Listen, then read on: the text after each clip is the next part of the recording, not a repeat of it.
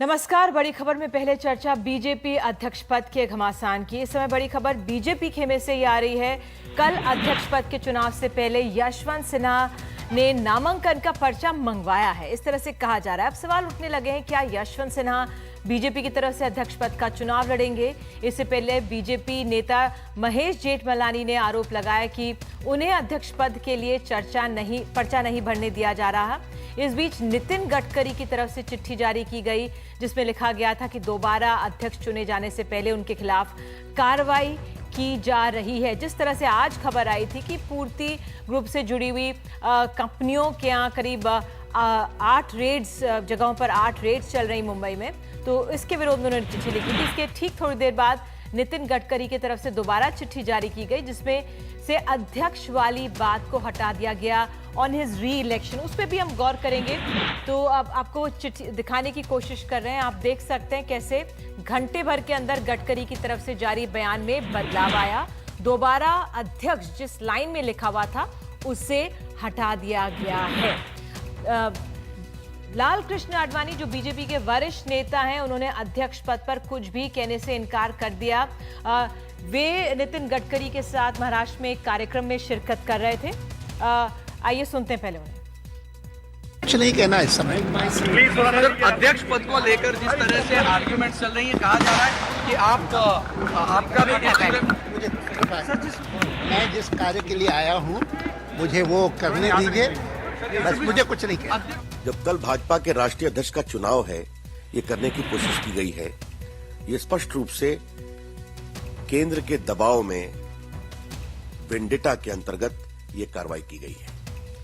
राष्ट्रीय अध्यक्ष जी ने हमेशा कहा है कि उन्होंने हर जांच के लिए अपने को तैयार रखा है। तो हमारे साथ खास मेहमान आज मौजूद हैं। हालांकि हम ओम प्रकाश चौटाला को जिस तरह से सजा मिल रही है वो बड़ी खबर में पहले हम उस पर चर्चा करने वाले थे, लेकिन फिलहाल मेरे जो दो साथी हैं फिलहाल बता दूं उससे पहले अखिलेश शर्मा मेरे साथ जुड़ रहे हैं, मेरे सहयोगी जो हमें डिटेल्स देंगे। लेकिन टी.आर. रामचंद्रन वरिष्ठ पत्रकार हमारे साथ स्टूडियो में मौजूद हैं, और अमन सिन्हा जो कि एडवोकेट हैं सुप्रीम कोर्ट के, वो भी हमारे साथ यहाँ पर मौजूद हैं। सबसे पहले अखिलेश आपसे, इस समय बीजेपी में किस तरह का घमासान चल रहा है अध्यक्ष पद को लेकर, वहां से क्या खबर?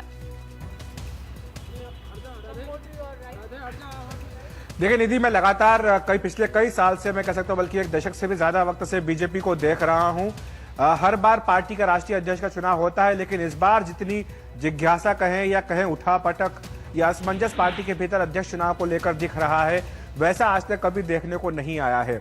बल्कि इस बार तो ये नौबत भी आती हुई दिख रही कि कहीं अध्यक्ष का चुनाव ही ना हो जाए, क्योंकि जिस तरह से यशवंत सिन्हा ने न सिर्फ नामांकन पत्र बल्कि वोटर्स की लिस्ट भी अपने पास मंगवाई है। अभी ये क्लियर नहीं है, साफ नहीं है कि क्या यशवंत सिन्हा कल अपना पर्चा भरेंगे या नहीं भरेंगे। अगर वो पर्चा भरते हैं तो पर्चा भरने के लिए जो जरूरी औपचारिकता है, जो सबसे बड़ी औपचारिकता वो ये है कि कम से कम 5 राज्यों से 20 लोगों के, हर राज्य से 20 लोगों के दस्तखत, यानी 100 लोगों के दस्तखत जो राष्ट्रीय परिषद के सदस्य हों उनके होना जरूरी है। क्या यशवंत सिन्हा वो जुटा पाएंगे या नहीं जुटा पाएंगे, या सिर्फ दबाव डालने के लिए उन्होंने ये नामांकन पत्र अपने पास मंगाया है, ये अभी साफ नहीं है। लेकिन दूसरी तरफ आज जिस तरह से आयकर विभाग की ओर से सर्वे किया गया है उन कंपनियों के ऊपर जिन्होंने कथित तौर पर पूर्ति ग्रुप में निवेश किया हुआ था, उसके बाद पार्टी के भीतर घमासान तेज हुआ है। अचानक वो लोग जो लगातार नितिन गडकरी को दूसरी बार अध्यक्ष बनाने का विरोध कर रहे हैं, वो अब ज्यादा एक बार फिर से सक्रिय हो गए हैं। जो हमें जानकारी मिली उसके मुताबिक पर्दे के पीछे लगातार खेल हो रहा है, लगातार सलाह मशवरे का दौर चल रहा है, लगातार बैठकें हो रही हैं।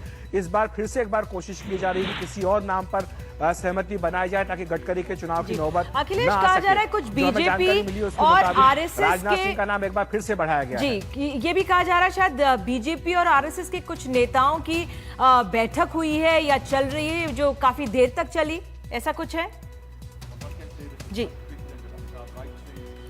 जी बिल्कुल निधि, इस वक्त हम जब बात कर रहे हैं तब भी ये बैठकें हो रही हैं। हालांकि ये बात जरूर है कि जो आरएसएस के कई बड़े नेता, जिसमें खासतौर से भैयाजी जोशी हैं, वो इस वक्त मुंबई में हैं। आपने देखा होगा कि एक फंक्शन में जहां पर कि आडवाणी और नितिन गडकरी साथ साथ बैठे हुए थे, करीब 40 मिनट तक दोनों साथ थे, लेकिन कोई बातचीत नहीं हुई।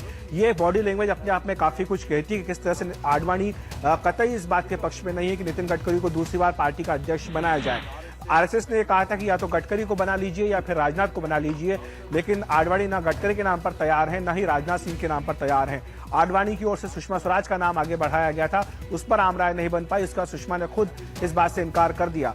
अब बाद में वेंकैया नायडू का नाम भी आडवाणी खेमे की ओर से आया है। जो हमें जानकारी मिली है कि इस वक्त जो लगातार बैठकें हो रही हैं उस पर यही देखा जा रहा है कि क्या गडकरी के अलावा किसी और नाम पर सहमति बन सकती है, और जो अध्यक्ष पद के लिए चुनाव की नौबत आ रही है कल, क्या वो किसी तरह से टल सकती है। ठीक है, बिल्कुल। आप हमारे साथ अखिलेश बने रहिए।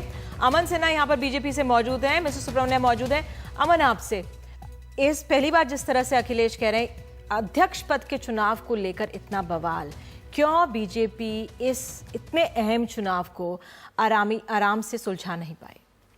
देखिए निधि जी, मुझे लगता है कि किसी भी डेमोक्रेटिक पॉलिटिकल पार्टी के अध्यक्ष पद के चुनाव के लिए जो एक परिस्थितियां इवॉल्व करती हैं वो वही है, और मुझे लगता है कि हम लोगों को उस पर छोड़ देना चाहिए। प्रेसिडेंशियल इलेक्शन नोटिफाई हो गया, इसका जो परिणाम होगा वो आपके सामने आ जाएगा, और मुझे अभी इस पे और इससे ज़्यादा कुछ ऐड नहीं करना है। जो भी चुनाव का परिणाम होगा वो कल आपके सामने। जो ये भ्रष्टाचार को लेकर जो आरोप लगे, हालांकि आरएसएस लगातार उनके साथ नजर आई थी, लाल कृष्ण आडवाणी लगातार उनका विरोध कर रहे थे, लेकिन अब जिस तरह से आज एक सर्वे हुआ पूर्ति कंपनीज का, और नितिन गडकरी ने खुद चिट्ठी लिखी है और उन्होंने खुद अपनी शब्दावली इस चिट्ठी में बदली है, क्या उनके मन में भी अब संदेह, क्या वो अपना विड्रॉ कर सकते कैंडिडेचर, क्या उनमें दोबारा सोच ऐसी आ रही होगी? देखिए, आईटी डिपार्टमेंट ने जो सर्चेज किए वो उसकी टाइमिंग बड़ी सस्पिशियस है, और जहाँ तक नितिन गडकरी जी का सवाल है, उनकी 1 रुपए की या 1 शेयर की भी शेयर होल्डिंग नहीं है पूर्ति ग्रुप में, और कुछ कॉर्पोरेट इम्प्रॉपराइटीज के कुछ एलिगेशंस लगे हैं। उन्होंने कि वो 1.5 साल पहले से अलग हो गए किया है। उन्होंने कहा है कि जांच का अगर कोई भी एडवर्स फाइंडिंग आती है तो वो अपनी जो भी पोजीशन है, पद है, उससे इस्तीफा देने के लिए तैयार है। तो आई थिंक ये this calls a closure of the issue. सामान्य है, इतना आसान है जिस तरह से आप कह रहे हैं, तो फिर आरएसएस में भी दोबारा रीथिंकिंग क्यों?